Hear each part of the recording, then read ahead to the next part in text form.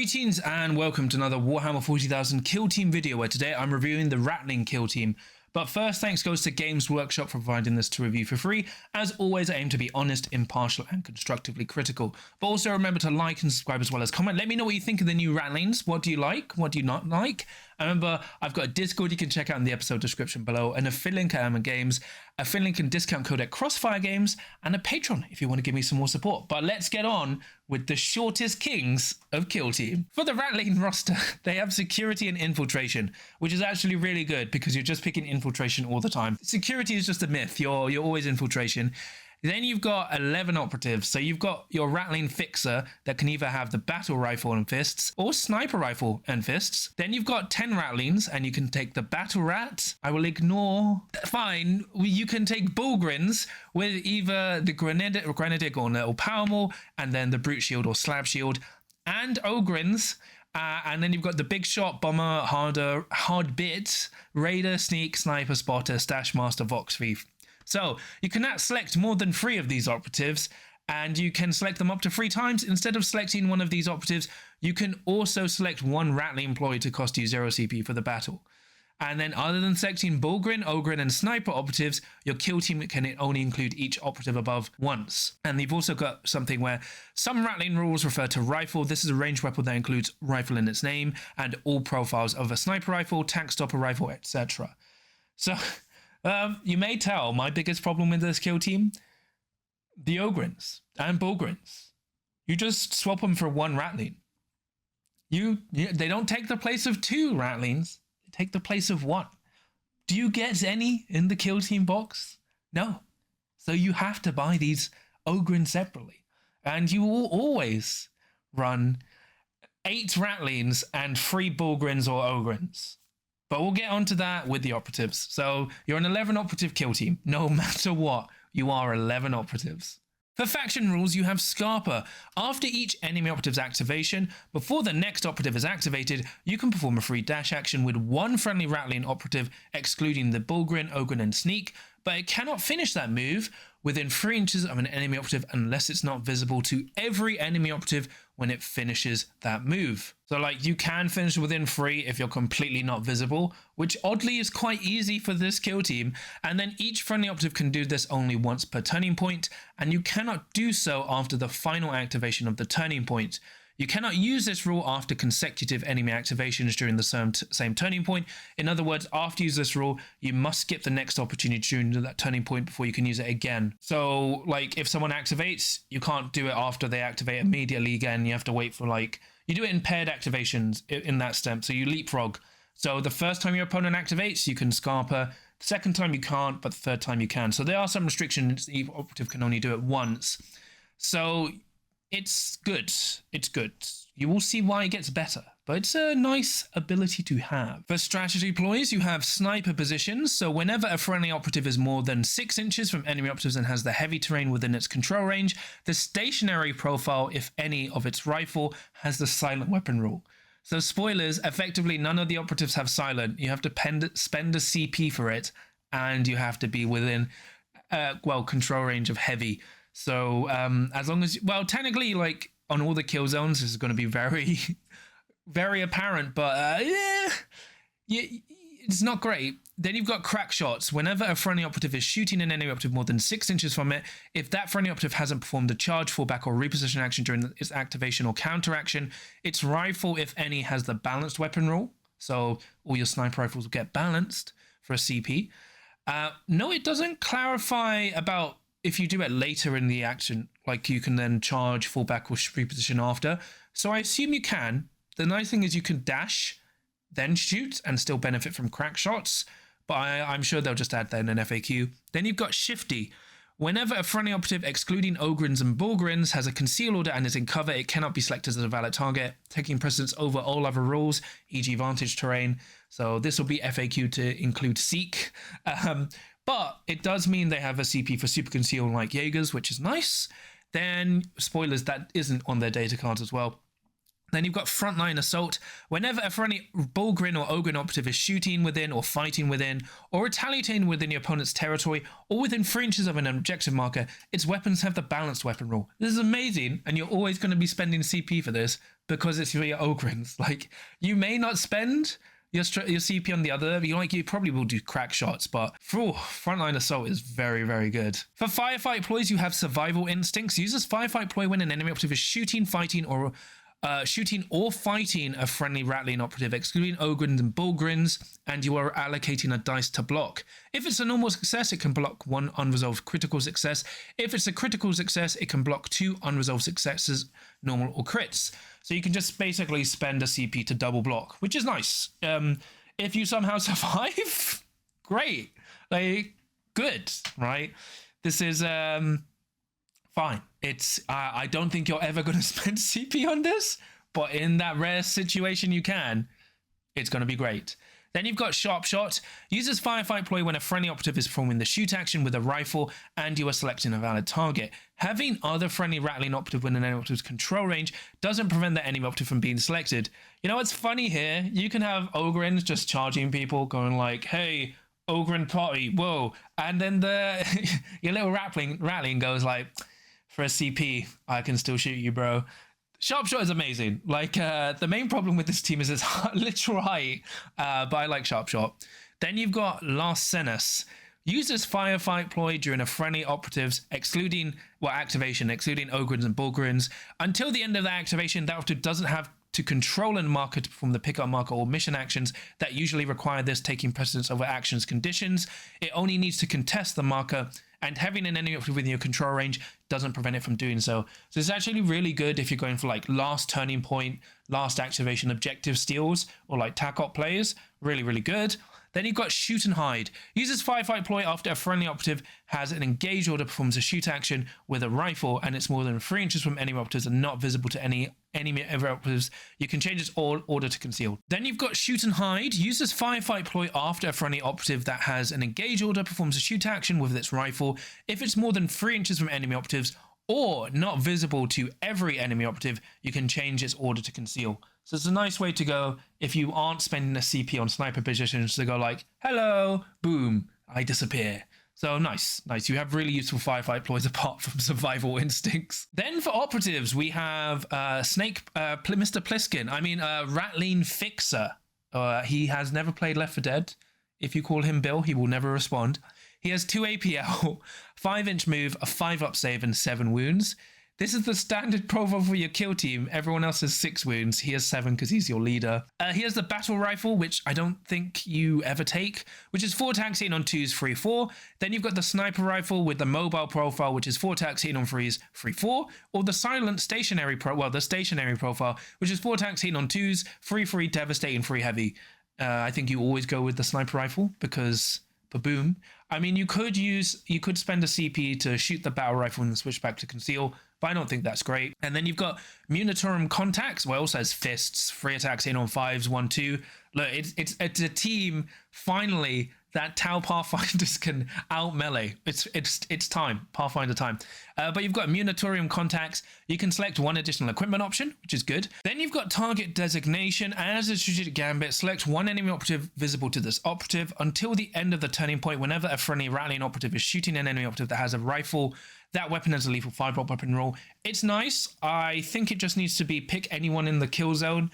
The visible stuff is just tough for Gallowdark, but otherwise he's solid, right? He's solid. He's on a solo sneaking mission. Then you've got the Ratling Battle Mats, the most legendary of all operatives. Remember, we're always playing just for her. It's got 2 APL, a 6-inch move, a 5-up save, and 4 wounds. It's got a bite, which is 4 attacks in on 3s, 2-4. Doesn't have rending because it's holding back. It's got early warning. If you kill this operative, I will find where you live and I will hunt you down. No, early warning is once per turning point. After an enemy operative performs an action in which it moves, you can interrupt that activation or counteraction to use this rule. If you do, each friendly Ratling operative, excluding Bullgrins and Ogrins, within 6 inches of the operative and within 2 inches of that enemy operative can perform a free dash action or fallback action, but it cannot move more than 3 inches. In either case, each one cannot finish that move within 3 inches of an enemy operative unless it's not visible to every enemy operative when it finishes that move. If it isn't possible, you cannot move them. Then it's got Beast, this just a ferocious beast. It will murder you, but it also cannot perform any other actions other than charge, dash, fall back, fight, and reposition, and it cannot use any weapons on its data card. Unfortunately, you can't give this dog grenades. It would be too powerful. I would like to play this team, put the dog in the middle on engage and go like, are you going to kill my dog? Are you really going to kill my dog? Really? You're shooting my dog? How dare you? I will hunt you down and hurt you real bad.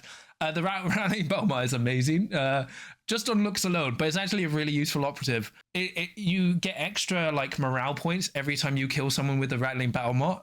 It's just amazing. Always run. Then you've got Bullgrins, who are 2 APL, 6-inch move, 4 up save, and 16 wounds. Remember, you can take 3 of these.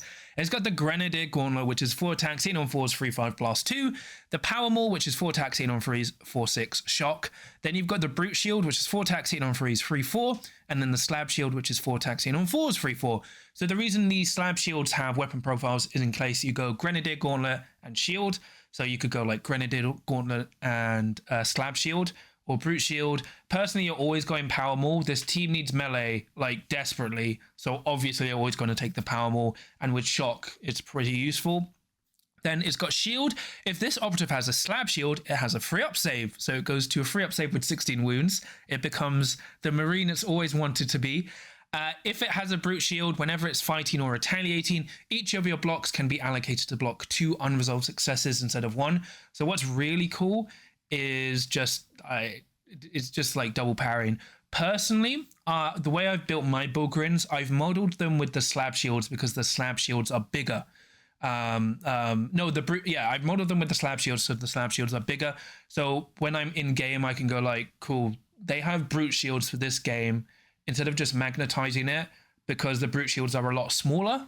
So it's just fair. So when I'm playing into my opponent, I can go like, if I'm picking the Slab Shield, I'm easier, I still have the full benefits, but if I'm picking the Brute Shield, I'm easier to shoot at because I'm more visible, but I'm not like modeling for advantage. Then you've got Brute. Whenever your opponent is selecting a valid target, if this operative has a conceal order, it cannot use light terrain for cover. While this can allow this operative to be targeted, it doesn't remove its cover save, so basically hug heavy cover. And then you've got Slow-Witted. You must spend 1 additional AP for this operative to perform pickup marker and mission actions, excluding operate hatches. So once again, you just take 3 Bullgrins, you drop 3 random operatives, you take 3 Bullgrins, you always give them Power Mauls and then either the Brute Shield into melee teams and the Slab Shield into shooting teams. I don't think the Grenadier Gauntlet is needed. It's okay, but it hits on 4s. If it hits on 3s, I'd be more tempted. Just take frag grenades, or, well, I mean, it's 2, instead of 2-4, it's 3-4, 3-5, but the Power Maul is just better, so, because you need melee, and you always take 3 of these.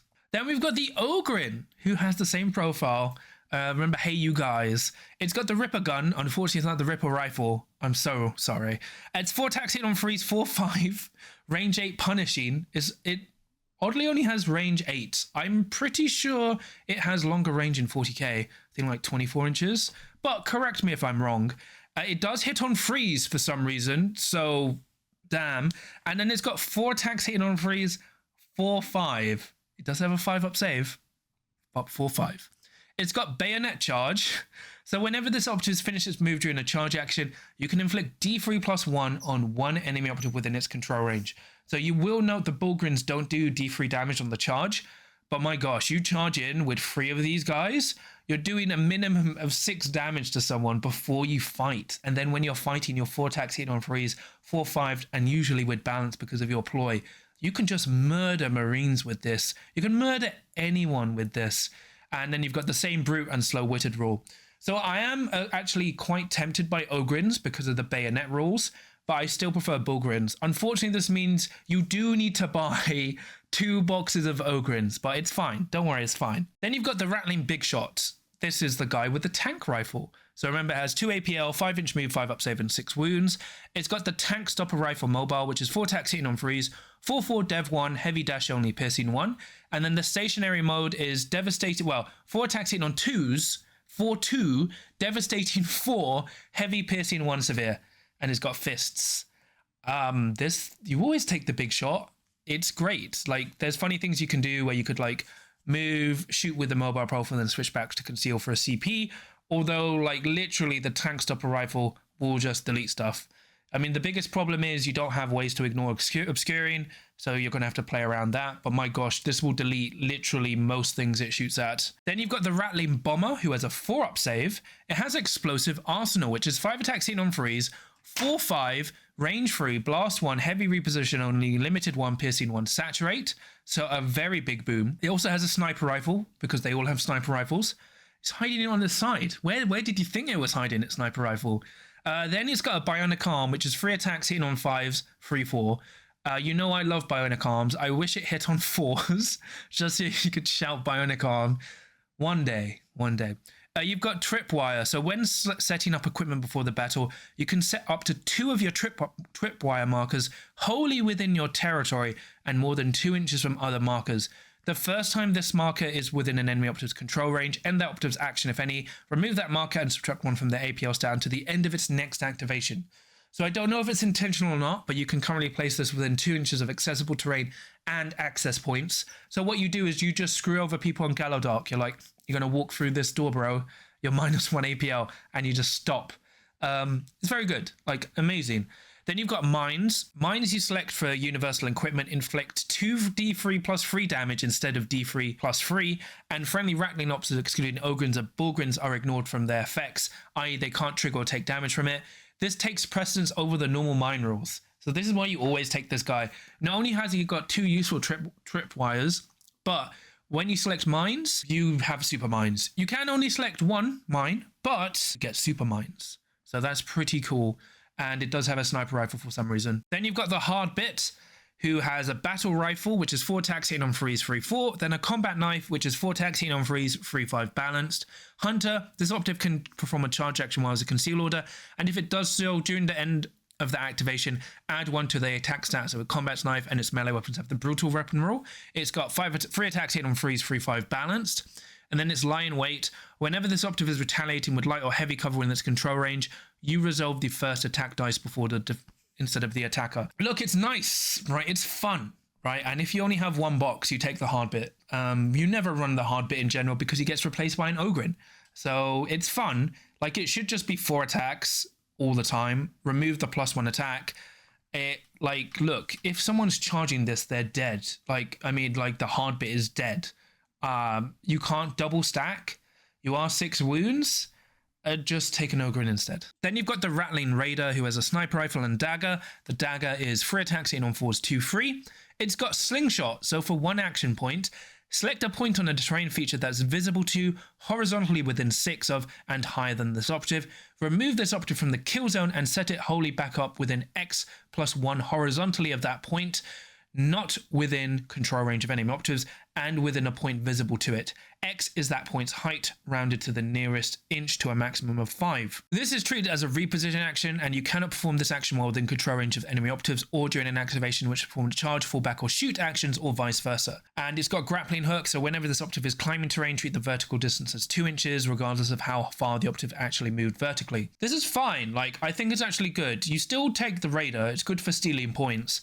My problem is, it's so balanced. Why can't the Grot be like this? You've got the Grot, who is technically a little bit smaller, but goes infinite range. I think they could have given it a bit more range for how it works, but at least it's not just slingshotting to a point. You're Indiana Jones in, like, swinging around George of the Jungle style. So it's very useful. I like how they've written it. I just wish the Grot squig, the Commando Grot, work the same way. Then you've got Sneak, who has a sniper rifle and which hits 4 attacks hitting on 4s, 3-4, or 4 attacks hitting on 3s, 3-3, devastating 1 heavy silent with its stationary mode, and fists. It's got optics until the start of this operative's next activation. Whenever it's shooting, enemy operatives can't be obscured and you can't do it within control range. And then you've got evade once per turning point, and after an enemy operative performs an action, you can interrupt that activation or counter action and perform a free dash action with this operative. Note this operative cannot use the Scarpa faction rule. It has this rule instead. So it's a better reaction way to dash. It's nice. You always take it. Oddly, it has a camo cloak, which it does not benefit from, which I guess was intentional, but feels weird. It's great. It's got ways to ignore obscuring, a way to outposition the opponent. You always take it. Really good. Then you've got the Ratling Sniper. He's been playing a lot of TF2. He is literally the sniper from TF2. He's your general operative. So he's got a sniper rifle, which oddly hits on 3s if mobile and hits on 2s if silent. Stationary, and then got fists. You never take this guy, I'm afraid, because you've replaced them with an Ogren. Then you've got the Spotter, who has a sniper rifle which hits on 4s when mobile and 3s when stationary, and it's got fists. It's got Spot as a 1 AP support action. Select one enemy operative visible to this operative. Once during this turning point, when a friendly operative is within 3 inches of this operative is shooting that enemy operative, you can use this effect. If you do so, that friendly operative's ranged weapons have the Seek Light weapon rule, and the enemy operative cannot be obscured, so this operative cannot use this while in control range of an enemy operative. It's quite useful, and it's actually quite tempting to take. So you just select someone visible. You then have to be within 3 inches of someone. So it's like the old Death Corps Spotter. So it's just a nice way to have, like, ignore obscuring. Really good on Gallo Dark and Beta Decima, because then you have Seek Light, so you just ignore their barricades. Very, very useful. It does have a big ass base for scenic wise, but this is maybe an operative you drop, like, so you don't always take, but still useful. Then you've got your Stash Master, who has a mobile rifle that hits on 4s and a stationary that hits on 3s. It's got light fingered, so once during each of this operative activation, it can perform a free place marker, or it can perform the place marker, pickup marker, or mission action for 1 AP less, so effectively free. And it's got well stocked. If you select an ammo cache for the universal equipment, you can set up an additional ammo cache marker. So it's nice. You are generally taking it for light fingered. I always like taking the Stash Master for mission actions.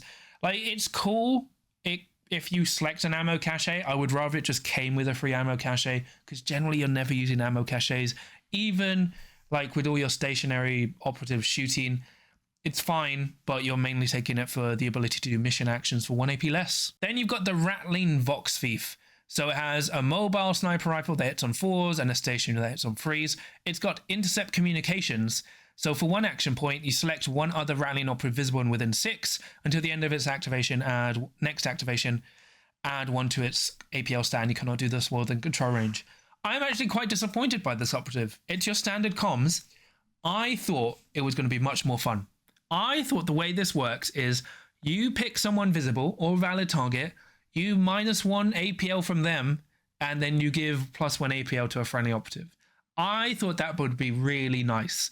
Maybe they never thought of that, but it doesn't...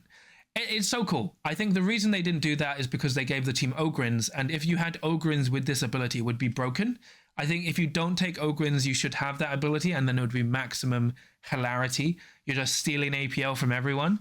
But it's a comms, you always take it. It's very useful. For faction equipment, you have Purloined Rations. Once per turning point, when a friendly operative excluding Battlemut, Ogrin, and Bulgrin is activated, you can use this rule. If you do so until the end of that activation, improve the hit stats of its rifle, if any, by 1. So suddenly you can give someone hitting on 2s. Then you've got Lucky Round. Once per turning point, when a friendly operative is shooting with a rifle and you've rolled your attack dice, you can use this rule if you haven't used the Purloined Rations equipment for this activation. If you do, that weapon has the severe weapon rule for that sequence. So very, very nice. Very nice. It doesn't stack with Purloined Rations, but having free severe once per turning point, very good. Then you've got Stolen Goods, which is probably my favorite piece of equipment they've ever made. So at the end of the select operative step, roll 1d3. If the result is 1, you lose 1 CP. If it's a 2, you gain 1 CP. If it's a 3, your opponent loses 1 CP. So you will never generally run this competitively, but I always will with this kill team. It's just so funny. It's so funny. It's like, it's the most thematic equipment they've ever made. It's so much memes, like you're just like anything but a 1. Please, you're just praying for the 2 or 3. The 3 is really funny. The 1 is really depressing, but excellent. 10 out of 10 equipment. Yeah. Then you've got Improvised Armor. Whenever an operative is shooting a friendly at Bulgrin or Ogrin, defense dice results of a 5 are critical success. I think you take this if you're running Bulgrins with the free up slab shields, because then you just mess up teams like Phobos shooting teams. So that's dependent. Generally, you're always taking Lucky Round and Purloined Rations, and then maybe Improvised Armor depending on the opponent. But decent equipment selections.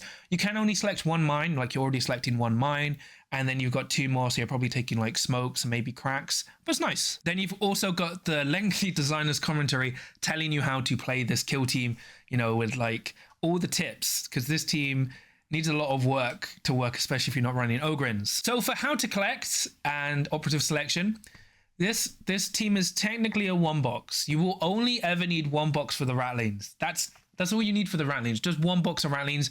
You can build everyone because you're never going to run more than one sniper. And if you're always running the Ratlings, the cool thing about your fixer, the battle rifle and sniper rifle are identical in looks, so just choose what you want each game. But you always run the fixer with the sniper rifle, and then you run the battle mutt, the big shot, the bomber, the hard bit, the raider, the sneak, sniper, spotter, stash master, and vox thief. If you're playing competitively, you will need to buy 2 boxes of Ogryns.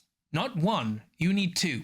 And as I said when I did the Bullgryns, I would always build the Bullgryns with the slab shield, so you can run them as either the brute or the slab shield, and then with the power maul. I don't think the grenade gauntlet is that worth it, and you get more use out of the power maul, or you're running 3 Ogryns. Like, that is, you will have to run 3 Ogryns to make this team work. This team does not work without the Ogryns, like, unless you're playing a really nice narrative game. Does not work, unfortunately. So you always take that. So if you're going the Ogryn or Bullgryn way, you take the battle mutt, the big shot, the bomber, the sneak, the spotter, the stash master, and then the vox thief. So what you may want to do is sometimes not take the stash master. Like on some maps, you'll want to take the hookshot guy because, you know, getting into position. I do really like the spotter, but some maps you may drop the spotter and then you take 3 Bullgryns or Ogryns. So it's that's what you flex between. I am actually kind of tempted to run 3 Ogryns into Space Marines, like maybe more stuff like Legionary and Warp Coven. But I still think generally 3 Bullgryns with slab shields into most shooty elites is very well. Most shooty teams in general is very, very good.